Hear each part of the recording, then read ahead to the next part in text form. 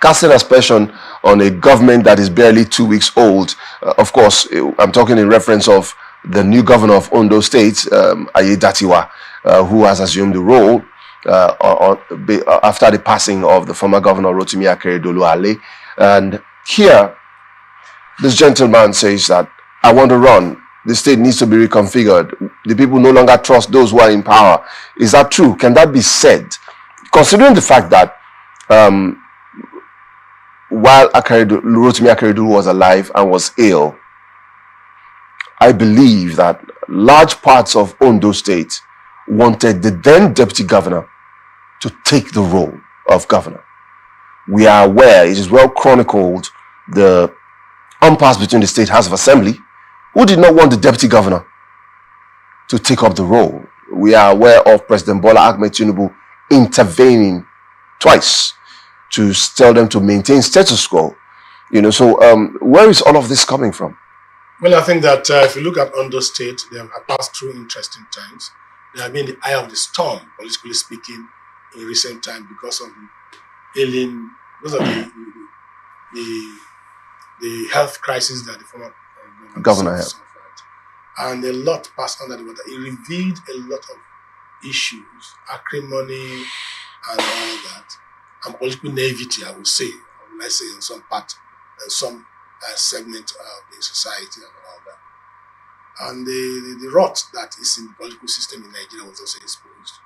But after all the horse trading and gerrymandering and the shenanigans that we saw within the system, coming between the assembly, Ayedatiwa, and all that, at the end of the day, the president intervened. But one will have to ask, was it the president's intervention that solved the problem?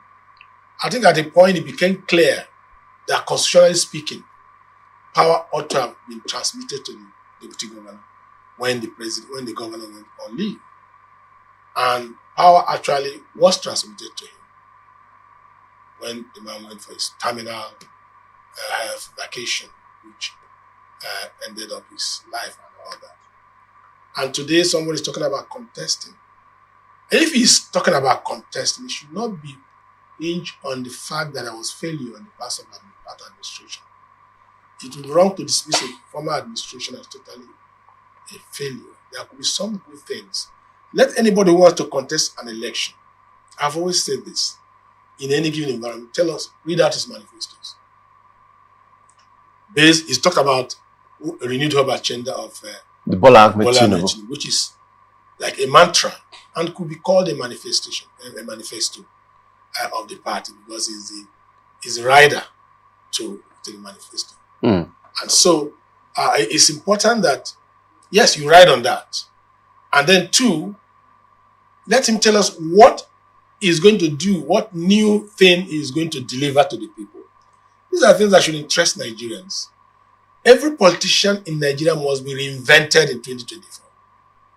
They must do an introspection and reinvent themselves by ensuring that whenever they come out, they discuss issues.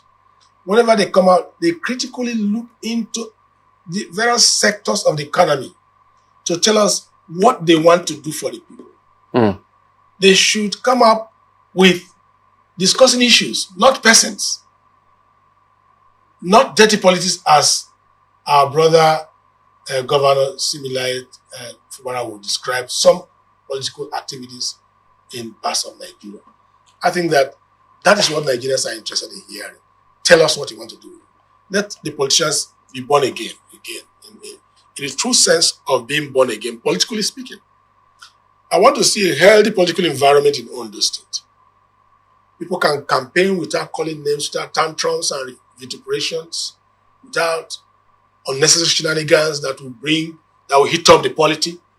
But tell us what you want to do. But to be fair to him, to be fair to Akin Folarin, he has said clearly that first off, the vast human resources of the state is not being tapped. Yes. And with his experience, both as a technocrat and as a politician, he's going to develop that sector. He's going to see how he can improve it. That's one. In scientific terms. Secondly, he has said the government is disconnected from the people, and that gap needs to be bridged. Now, you also look at what has happened recently. I mean, yesterday, Aiyedatiwa, the governor of Ondo State, as it were, has sacked or suspended indefinitely all the local government chairmen and all the local government caretaker committee chairmen. How does that fit into this puzzle? Now, the so-called caretaker committees are not known to the Constitution. They are illegal institutions. Of course. So dissolving them is not enough. You should have also told us when they will conduct local government elections. Right.